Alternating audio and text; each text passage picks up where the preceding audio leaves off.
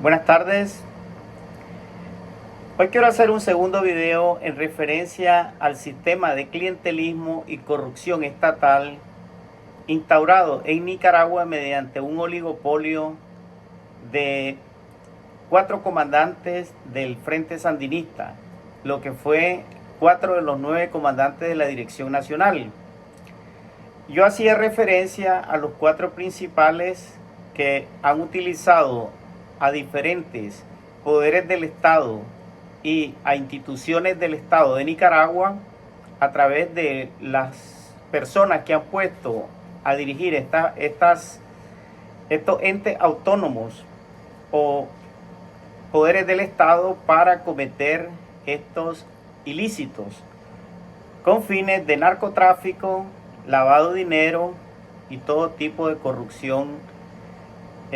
a través de estos instrumentos y en conjunto con instituciones como la Policía Nacional de Nicaragua, el Ejército, en que está involucrado también poderes del Estado como la Asamblea Nacional, la Corte Suprema de Justicia y el Consejo Supremo Electoral. Pero también, ¿verdad?, mencionaba entre los comandantes involucrados en este sistema de clientelismo a Tomás Borges Martínez, digamos que fue ministro del Interior y que fue un tipo, aparte de todos los crímenes de lesa humanidad que cometió, fue parte, digamos, de este entramado de narcotráfico internacional. Incluso hay una acusación contra él, una mención que hizo el capitán Álvaro Valdizón Avilés, a quien ellos mismos enviaron a una persona para asesinarlo mediante envenenamiento,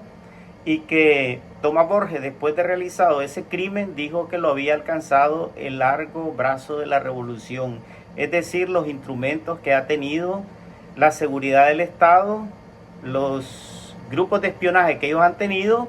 ¿verdad? Y en conjunto, digamos, con personeros del crimen organizado, con su sicariato. Pues bueno, el otro mencionado era Bayardo Arce Castaño. Todos sabemos, ¿verdad?, todo el saqueo en que Bayardo Arce Castaño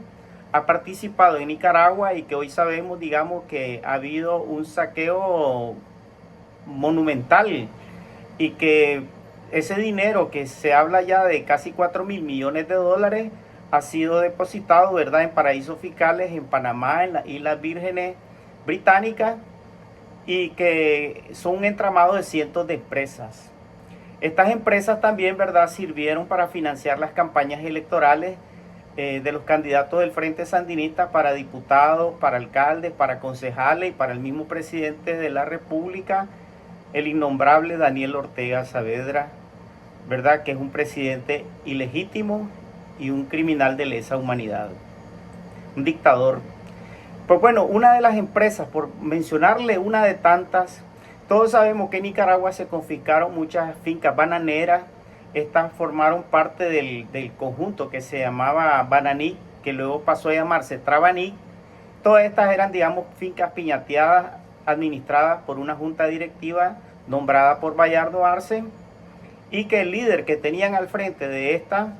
era el diputado del Frente Sandinista, Marcelino García Quirós, quien a la vez era presidente de la Comisión Agraria de la Asamblea Nacional.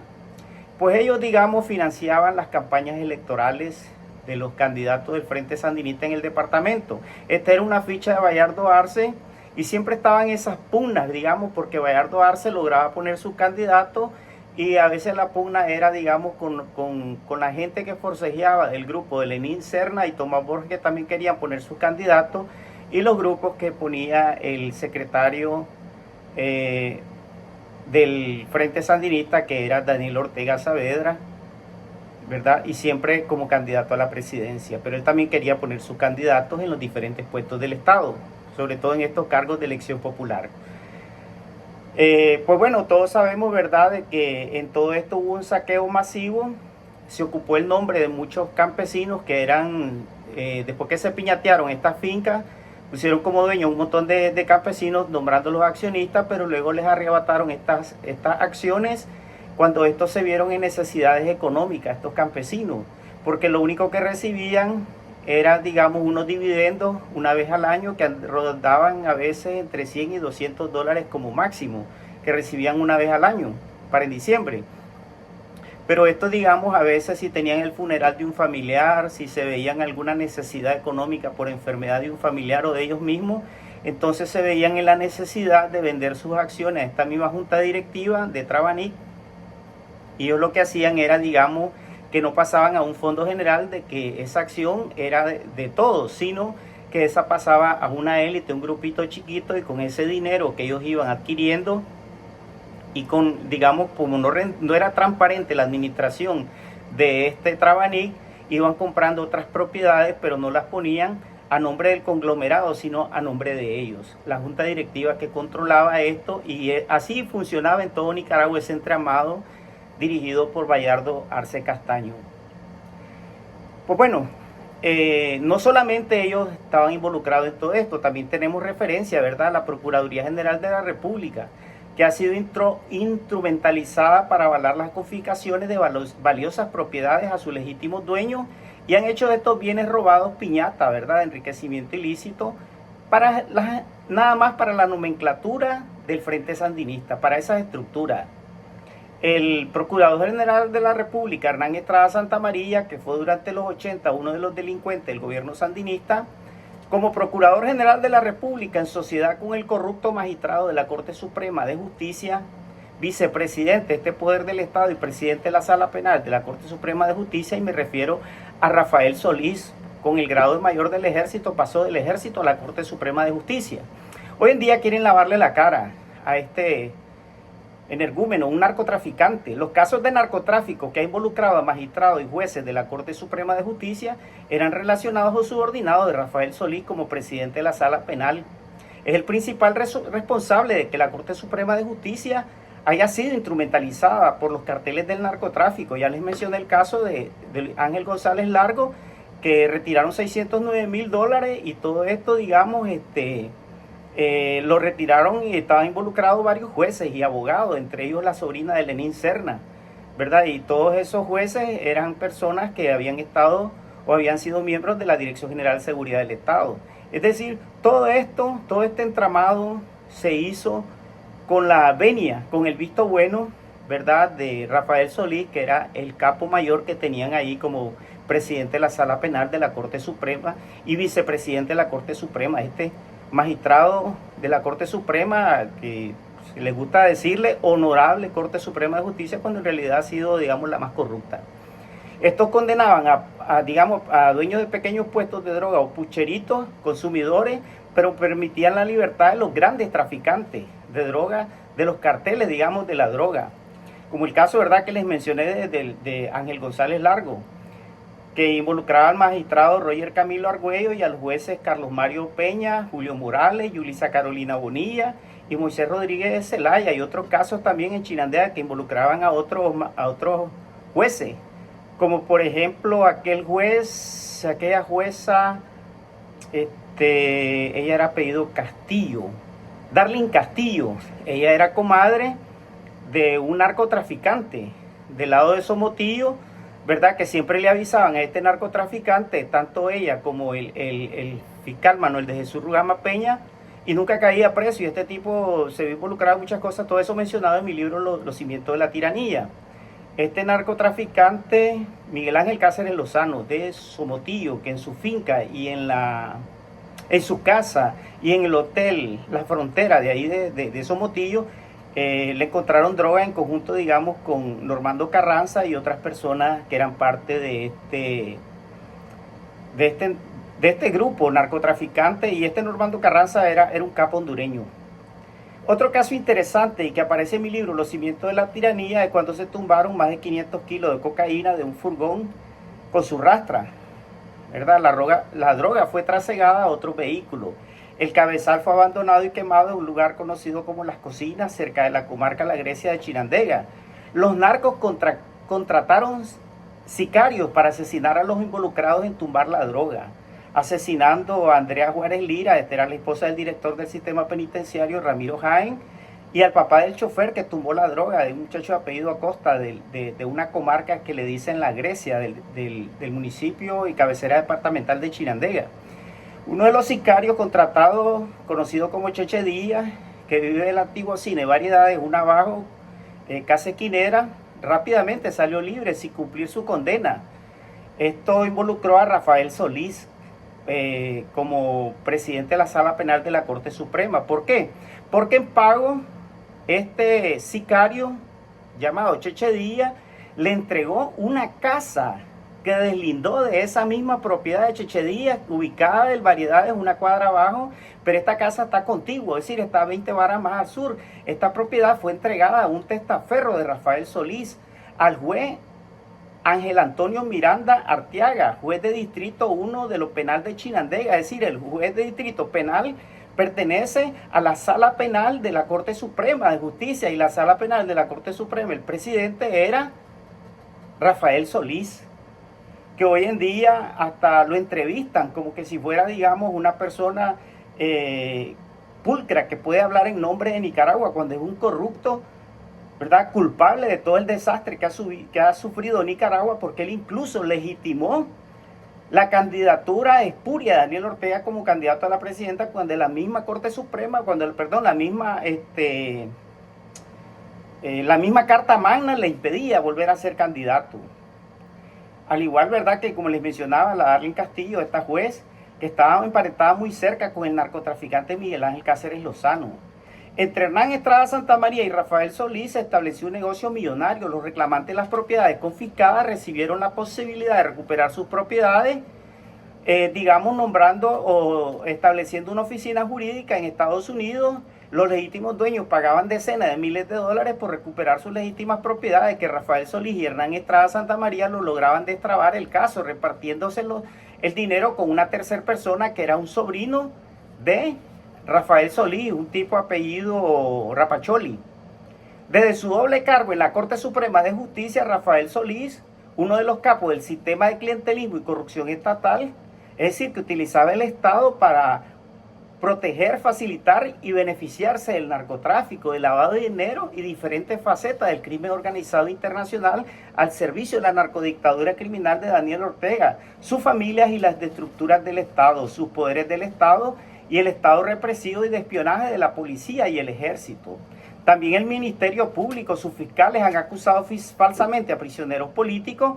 pero ha protegido a la camarilla sandinista, verdaderos miembros del crimen organizado internacional. Y uno de los más corruptos y emblemáticos ha sido el fiscal Manuel de Jesús Rugama Peña, que fue juez en el Rama. Y cuando fue juez en el Rama, mi hermano, que es abogado, Horacio, lo acusó a él, es decir, presentó a la oficina esta de régimen disciplinario de la Corte Suprema de Justicia, presentó un escrito donde decía que este Manuel de Jesús Rugama Peña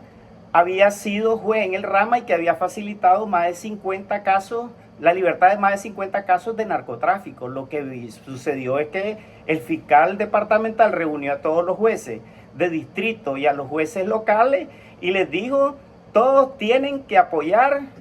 en facilitar una documentación para acusar a Horacio Sequeira, porque me acaba de acusar a mí de narcotráfico.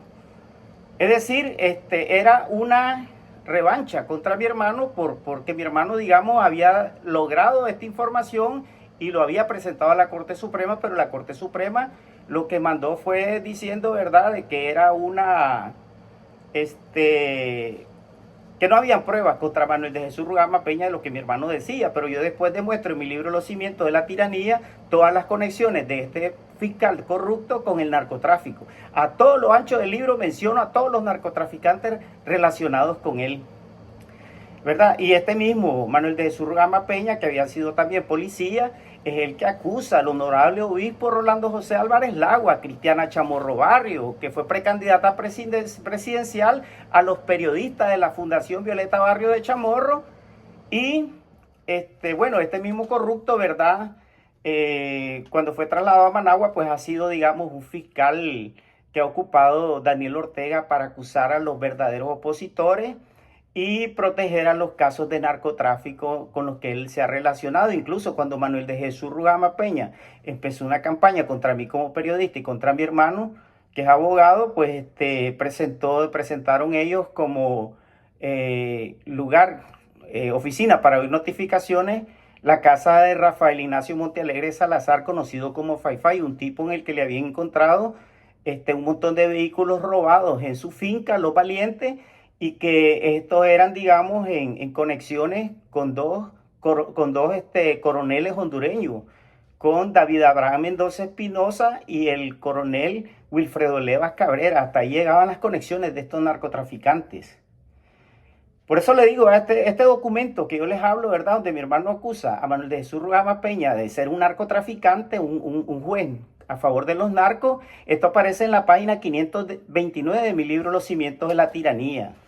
Sin embargo, ¿verdad? Hoy vemos que estos criminales como Bayardo Arce Castaño, que ha lavado miles de millones de dólares, hoy en día es noticia de ser víctima de Ortega. Lenín Serna y Marisol Castillo Bellido, es decir, son victimizados por la dictadura. No se mencionan sus vínculos con el terrorismo, el narcotráfico y los crímenes de lesa humanidad. Rafael Solís, artífice de la Corte Suprema para demoler la democracia y el Estado de Derecho para facilitar la construcción de una narcodictadura. Hoy en día es uno de los analistas políticos consultados para opinar y darnos clases magistrales de democracia y honestidad en la política, ¿verdad? Yo creo de que todo esto que es promovido por estos grupos de interés, ¿verdad? Que se han infiltrado en la oposición, en lo que han sido, digamos, dirigidos desde un grupúsculo en Costa Rica, con financiamiento, que incluso se han lucrado estos mismos de los 80 millones de dólares que facilitó la USAID a estos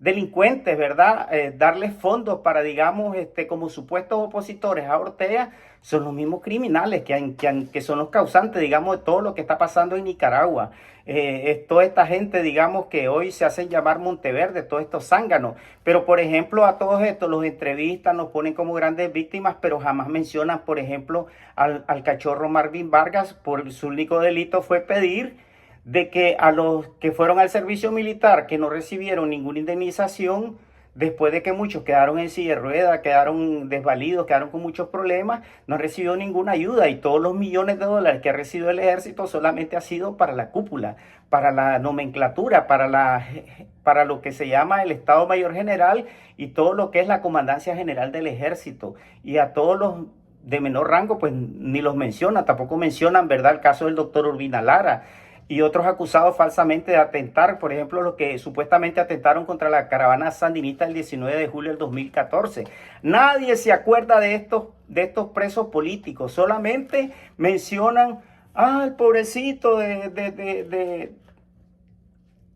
Bayardo Arce y su familia.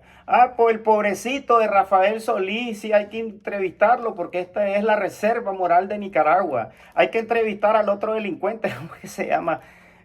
Bueno, la verdad que todo eso son un montón de delincuentes, ¿verdad? Que los han querido victimizar, los han querido hacer importantes, pero en realidad son los culpables de todo el desastre que vive Nicaragua. Yo creo, ¿verdad?, de que los verdaderos opositores no están, digamos, no están siendo entrevistados por estos medios de comunicación, que todos parecen que lo que dice uno lo repite el otro, y por lo que veo, digamos, todos están en una misma sintonía de hacernos, digamos, de querer ensuciar el cerebro. Otros le llaman lavado de cerebro a esto, pero yo le digo ensuciar el cerebro con imponerle, digamos, una agenda y unas ideas, de hacerlos creer, digamos, que ellos son la verdadera oposición, que ellos son la única oposición que sigue a Ortega, que se opone a Ortega, y que ellos son la única opción para salvar a Nicaragua. Bueno, creo que este año es el año electoral, el 2026. Ya están algunos, digamos, queriendo hablar ya de cómo ir a elecciones en Nicaragua para lavarle la cara al dictador, para hacer un nuevo pacto, ¿verdad? Y entre ellos, pues ahí se mencionan algunos que del sandinismo ahora ya no son sandinistas, sino que ahora se hacen pasar como liberales cuando nunca han sido liberales. Son nada más instrumentos de esta inteligencia, de estos grupos creados por los por ese grupo, digamos, dirigido tanto del ejército, de la policía, y que han puesto a estos pseudopolíticos a querernos hacer creer a los nicaragüenses que son la opción para sacar a Nicaragua de esta crisis. Yo creo que Nicaragua actualmente no hay un solo candidato que pueda sacarnos de esta crisis. Sí, hay 2 o 3 o 4 personas que son potables. Y el único creíble de todos estos que podría unir a los opositores, probablemente el único líder que veo yo que está haciendo algo para unir a los opositores, pero también ahí hay de todo, ¿verdad? Y hay que ver todo eso con pinzas, es el padre Benito Martínez Gamboa. Es el único creíble, ¿verdad? El sacerdote Benito Martínez Gamboa. Yo pues el único que ahorita lo veo que sí puede lograr una unidad de opositores, pero de entre esos opositores creo que habría que ver de que no introduzcan esas agendas que solamente serían en beneficio de Ortega, como es, digamos, hacerle el juego en unas elecciones. Creo que Nicaragua no tiene condiciones para ir a elecciones. Creemos que tampoco es el abstencionismo, sino una lucha para sacarlos del poder. Sacar del poder a esta dictadura, porque ya Nicaragua ha sufrido suficiente, ya demasiado, y es hora de buscar cómo crear un grupo que sea verdaderamente creíble ante la comunidad internacional y ante el pueblo nicaragüense, sobre todo el pueblo nicaragüense, tanto el que está en el exilio como el que está a lo interno de Nicaragua, callado, ¿verdad?, por temor a la represión. Pero bueno, hay que hacer una limpieza en Nicaragua. No quiere decir, ¿verdad?, una limpieza digamos, contra nuestros mismos hermanos, sino contra los corruptos y contra los que tienen manchadas las manos de sangre del pueblo nicaragüense. Contra eso sí debe haber aplicación de la justicia por todos los crímenes que han cometido. Que alguien, digamos, tenga un cargo público en Nicaragua, eso no es, digamos, no puede ser sujeto, digamos, de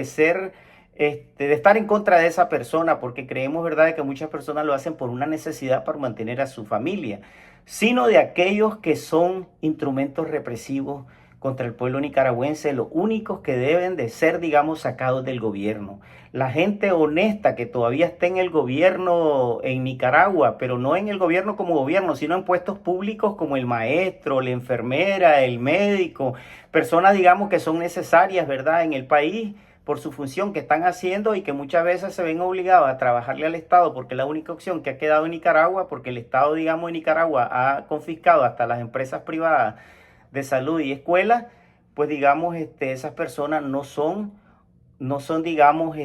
oposición a Nicaragua, sino que son más bien víctimas también de la dictadura, aunque estén en cargos y estén sufriendo de igual, aunque estén callados, digamos, pero en el fondo sabemos que esa gente no está de acuerdo con esta dictadura. Hasta aquí, muy buenas tardes, como estuvo con ustedes Franklin Sequeira Argeñal, escritor nicaragüense, escritor centroamericano de Nicaragua. Muchas gracias.